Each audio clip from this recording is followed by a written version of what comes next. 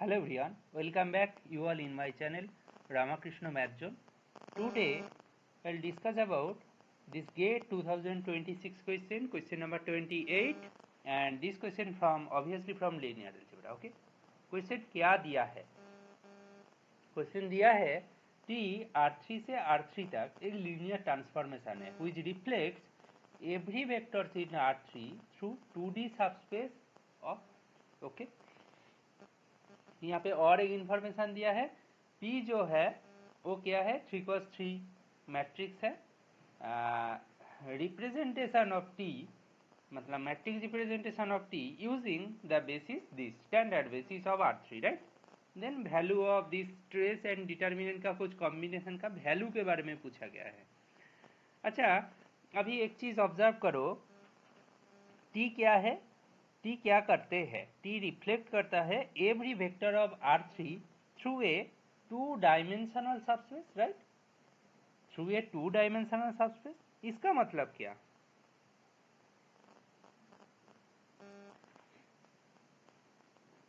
अच्छा, हम लोग इसका मतलब हम लोग ऐसा लिख सकते हैं कि नहीं बताओ तो? W direct sum of W norm orth norm, ठीक है ना? इसको क्या बोलते हैं? Orthogonal complement, where dimension of W equal to 2, ठीक है, and dimension of W norm equal to 1। ये क्या है? Orthogonal complement right, orthogonal complement, ठीक है। इतना सा सिनारियो है, ठीक है ना? हम ऐसे डिफाइन कर सकते हैं, ठीक है।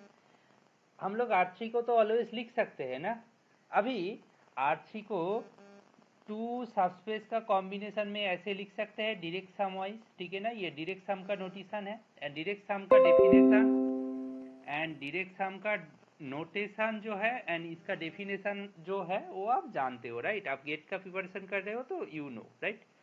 क्या होता है? उनको यूनिकली रिप्रेजेंट किया जाता है, कोई एक वेक्टर को दोनों में से कोई दो वेक्टर का यूनिकली कॉम्बिनेशन में लिखा जाता है एंड दोनों का इंटरसेक्शन क्या होता है? एम्प्टी होता है राइट। दोनों का इंटरसेक्शन क्या होता है? एम्प्टी होता है राइट, कोई इंटरसेक्शन नहीं होगा। नाउ ऐसा सिनेरियो आ गया तो हम लोग क्या करेंगे? V equal to W plus U, where W कहाँ से है? W से है, एंड U कहाँ से है? W ऑर्थ से है, एंड जो ये रिप्रेजेंटेशन है this one unique representation. Got my point? This one unique representation मतलब कोई भी एक वेक्टर भी R3 से उठाओ, उनको यूनिकली ऐसा कॉम्बिनेशन में लिखा जाता है। डायरेक्ट सम का डेफिनेशन वही बोलता है राइट। अभी हमारा सिनारियो आ गया है reflection right. Reflection through a plane, this तो प्लेन है ना। Now reflection through a plane, ठीक है। नाउ टी ऑफ V को हम क्या लिखेंगे? T of W plus U, ठीक है। अभी ये बताओ ये क्या होगा? टी ऑफ W होगा, लीनियर ट्रांसफॉर्मेशन का प्रॉपर्टी से टी ऑफ ये U है, W नहीं राइट, U, ठीक है। नाउ ये क्या हो जाएगा? ये W को W पे ही लेके जाएगा राइट।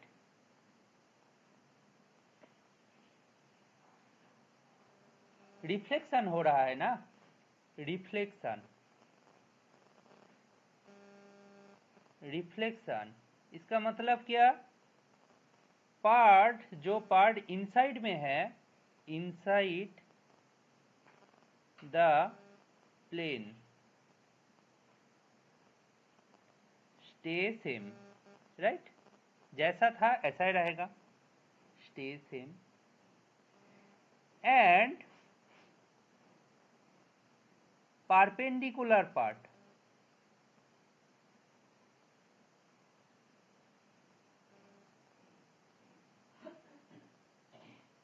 फ्लिप साइन, ठीक है। साइन चेंज करेगा। तो होगा क्या, ये तो परपेंडिकुलर पार्ट है ना, तो वो क्या हो जाएगा, यू हो जाएगा। ये हो गया ना अभी का सिनारियो, ठीक है, ये हो गया। नाउ हम लोग इसी रिजल्ट को यूज करते हुए हम देखेंगे इफ भी कहाँ से है, W से है, देन क्या होगा, भी W से है, देन क्या होगा, U मेरा 0 हो जाएगा, तो T ऑफ V क्या होगा, V होगा, ठीक है। इसको हम लोग ऐसे तो लिख सकते हैं ना, टी भी इक्वल टू लैम्डा भी, मतलब यहाँ पे लैम्डा 1 है, इसका मतलब lambda equal to 1 is my eigen value in this case.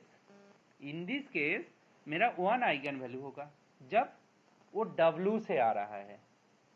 अच्छा, सपोज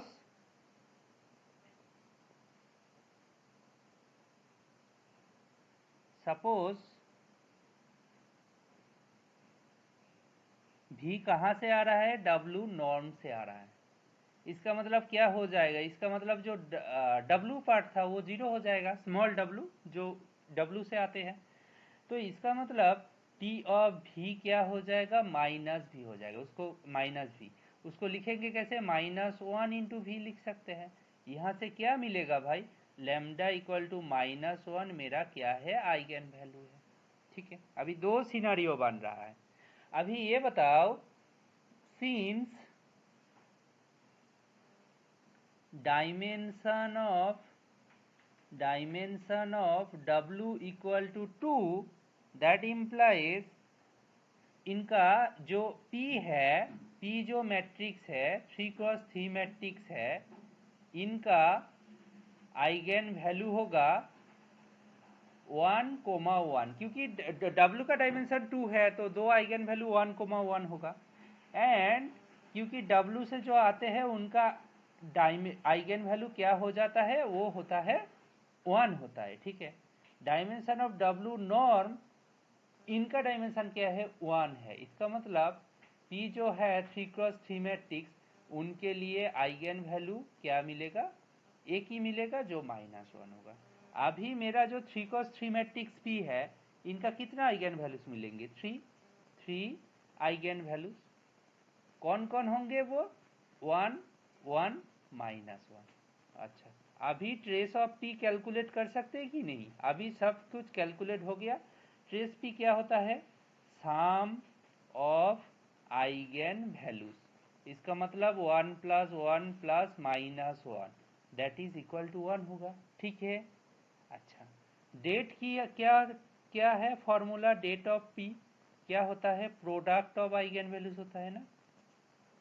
अभी कुछ नहीं है, बस जो काम था वो रिफ्लेक्शन वाला वो अभी खत्म हो गया है। प्रोडक्ट कर देते हैं, 1 क्रॉस 1 क्रॉस -1, वो क्या हो जाएगा, -1 हो जाएगा। नाउ क्वेश्चन क्या था, शायद 2 क्रॉस ट्रेस P था, -3 क्रॉस डेट P था, तो ये क्या हो जाएगा, 2 क्रॉस 1 -3 क्रॉस -1, तो ये हो जाएगा 2 + 3, आपका जो आंसर मिलेगा 5। Hopefully this process is helpful for you. If you like this solution, please share and support and subscribe. Thank you.